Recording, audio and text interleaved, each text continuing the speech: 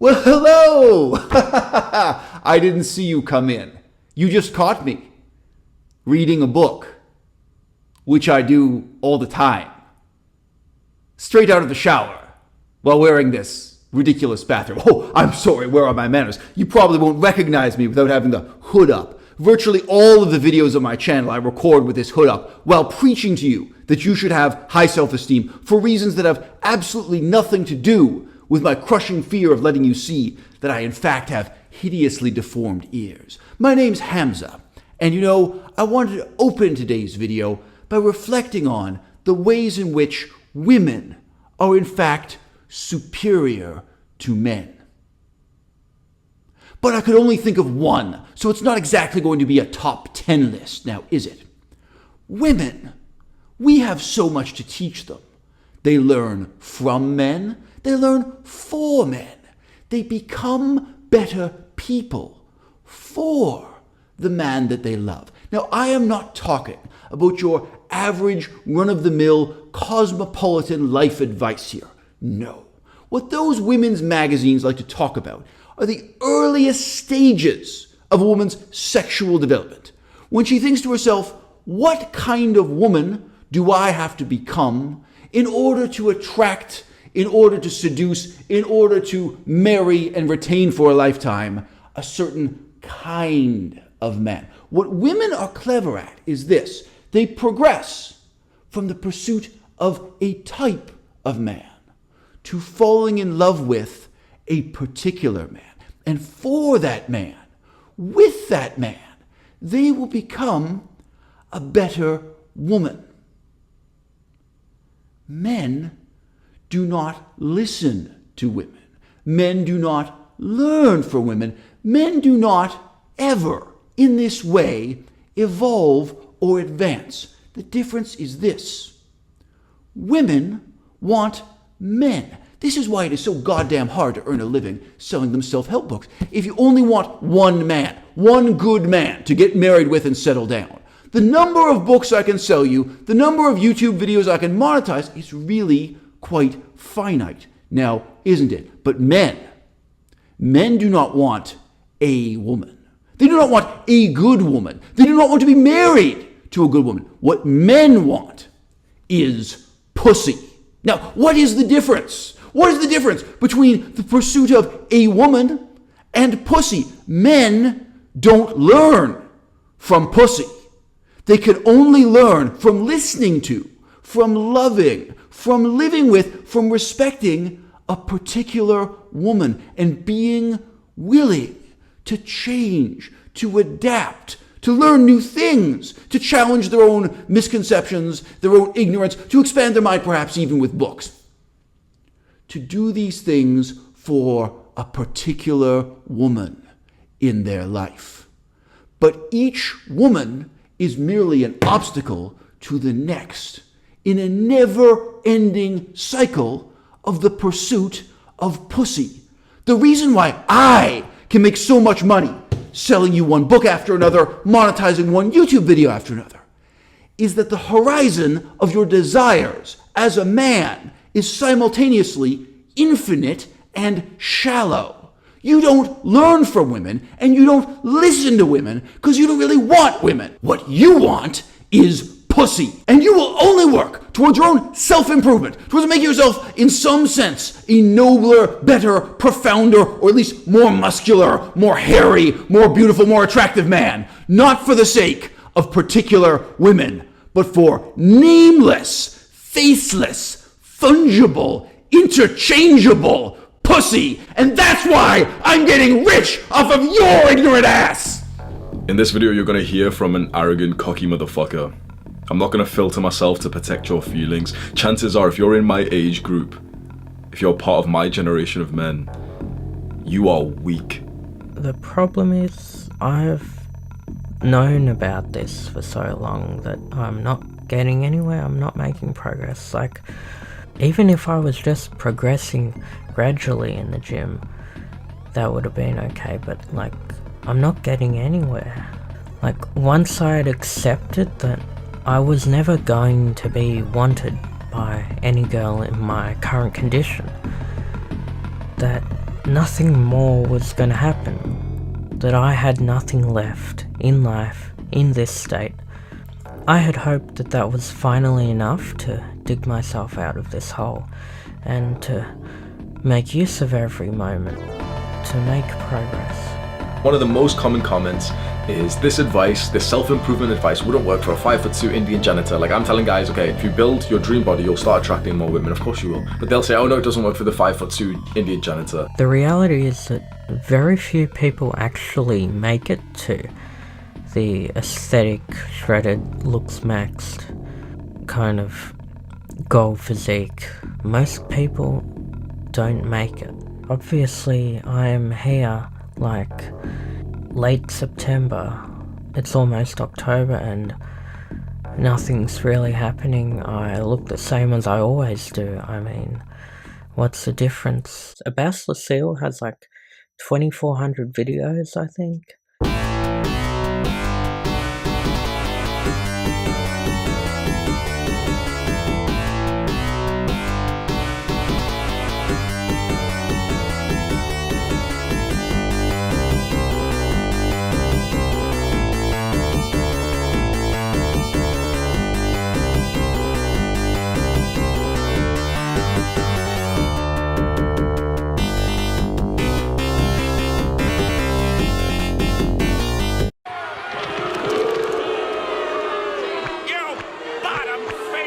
In the image you just saw of me flexing my muscles only a few days ago, I'd been bedridden ill for more than a month.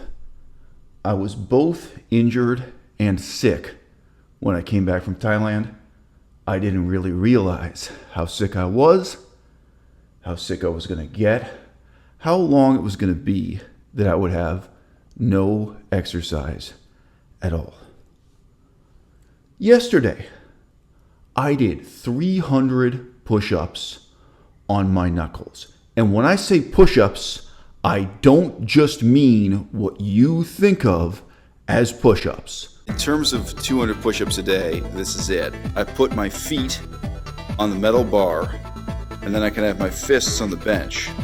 I can raise the metal bar still higher to get a more extreme angle, and you also lower it to get a flatter angle.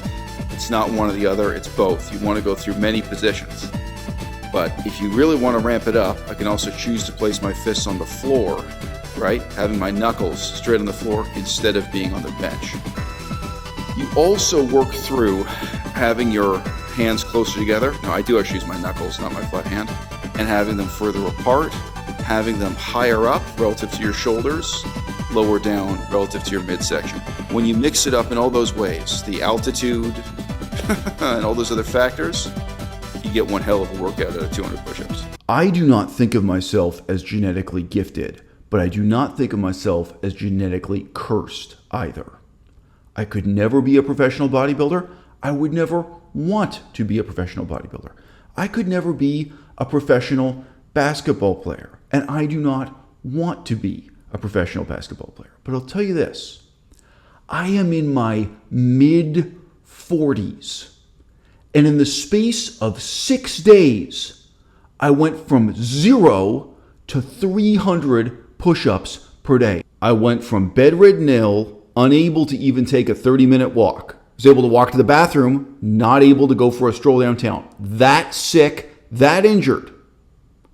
I went from that to 100 push-ups.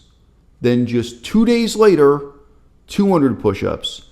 2 days after that, 300 push-ups. And I think by now you've figured out what I mean by push-up is probably not what you mean by push-up. Being a so-called high testosterone man, which is nothing but a stereotype, a pseudo-scientific stereotype. I know what you're thinking. Oh, this guy has a bald head and a big jaw. Must be somehow related, cause and effect, to having a big penis. It's not. It's a fucking old wives' tale. There's no relationship between the size and shape of your jaw and the size and shape of your penis. There's no relationship between going bald and having a big dick. But you know what there fucking is?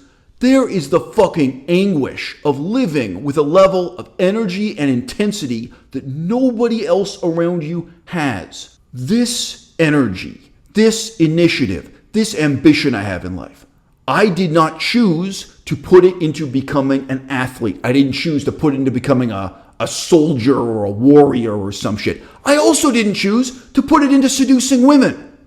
None of that fucking did it for me. I put this strange, peculiar kind of energy I have into being an intellectual. But guess what? I was born into a fucking culture, into a country, into a civilization where being an intellectual counts for jack shit. Who attacked us on 9/11? Who attacked us? What's the group called? ISIS. ISIS, yeah. A terrorist. I don't know the exact name. I forgot. Okay. I don't want to say the wrong. Iraq? Afghanistan? What's his name? What's his name? The North and the South? Kennedy? Kennedy? Yeah, Kennedy against who? How many what? Like how many eggs are in 1 dozen? 10. How long is 1 decade? Wait, he just graduated! 1 decade. No idea. How? This is what I'm saying. They just hand out degrees if you fork over bread. This is not a sign of intelligence. It's a sign that you have a bunch of student loan debt. The level of energy I have to pour into my intellectual endeavors, to pour into my athletic endeavors, is it related to penis size? Is it related to testosterone? The truth is, nobody fucking knows. Testosterone has become this pliant, pseudoscientific cultural concept. Frankly, it's just associated with a stereotypical set of behaviors the same way autism is. The same way people use autism as a fucking insult. That's how we think about penis size in our culture, and that is how we think about testosterone. Nobody fucking knows. Trojan Magnum XL. Largest size of condoms made in the United States, way larger than anything you can get in Europe. Don't even fucking talk to me about condoms made in Asia, and I would know because I lived in Asia. There really isn't any difference between intellectual energy and sexual energy. Either you've got will or you don't. Either you've got initiative or you don't. And a guy like me, a guy who's referred to as a high testosterone character, has a little bit too much initiative every fucking day of his life. I woke up at 4 o'clock in the morning that same day, a day I like to call yesterday, not too hard for me to fucking remember. I woke up at 4 o'clock in the morning with only 3 hours of sleep. I only slept from 1 o'clock in the morning to 4 o'clock in the morning. And I had enough energy to go all fucking day. I created a new YouTube video between about 4 in the morning and 6:30 in the morning. It was dark outside the fucking window if you watch the intro to that video. I didn't have a choice. I woke up at 4 o'clock in the morning with a full erection. And you know what? I basically just fucking kept going all day. Oh yeah, I look a bit tired today, don't I?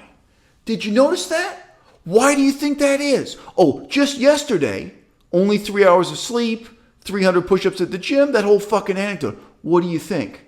Do you think this morning I slept in to compensate? No. Last night, I had only 5 hours of sleep. I wake up with a hard dick and high energy. I'm ready to get to work. I'm ready to accomplish something, anything. I'm ready to accomplish as much as I fucking can. And I would feel this way if I had become a rice farmer or if I had become a Buddhist monk. Who I am, how I feel, what I desire, these are things, in a sense, I didn't choose. What I do with that energy, it is up to me. Whether I put it into something intellectual or something sexual or something violent or something destructive, that is up to me. And with the passage of time, with the passage of years, the accumulation of those decisions, what you learn as a consequence of those decisions you make, that fashions you into a new and different man. That, for better or worse, is the man you will become. I'm sure it sounds great to some of you guys who have no idea what it's like to have such a high sex drive. You say, oh wow, you have no idea what it's like to have sex 8 times in a day, 12 times in a day, 15 times in a day. You have no idea what it's like to give a woman more than 100 orgasms, and obviously to have more than a dozen orgasms yourself, whatever the fuck it works out to. Yeah? Have you ever thought through, just like the fucking laws of physics, the laws of inertia, the laws of nature, have you ever fucking thought that there might be disadvantages as well as advantages? What I am doesn't make a whole lot of sense in terms of evolutionary biology. It really doesn't. All you mopey, whiny, lazy, small dick, low energy people, you rule the fucking world. I've been to the most elite universities in the world. You might think I'd meet other people like myself, people with boundless energy, tremendous ambition. Nope, it's you mopey, lazy, small dick people. You rule Cambridge and Oxford and the University of Victoria too. If I went to City Hall, if I went to Parliament, if I went to the Senate, I have to live my whole fucking life surrounded by people who, from my perspective, seem to be living in slow motion. Not because I'm smarter than them, not because I'm better than them, but because they are lacking a kind of motivation that I have in excess. Now, riddle me this. Why do you think I care so much about ethics? Why do you think I care so much about the development of my own intellect and encouraging others to develop theirs? It's not something that results from my nature as simply and directly as moss growing on a wet stone wall. It's something I've developed to compensate for, to counteract my nature, which is unimaginably voracious, rapacious, and passionate at all times. I didn't choose to be this way. What it is I do with it, and as a result, who and what I'm going to become, that and that alone is up to me. Unless I grow my channel, my muscles, and my desirability as a person, there's not going to be anything new.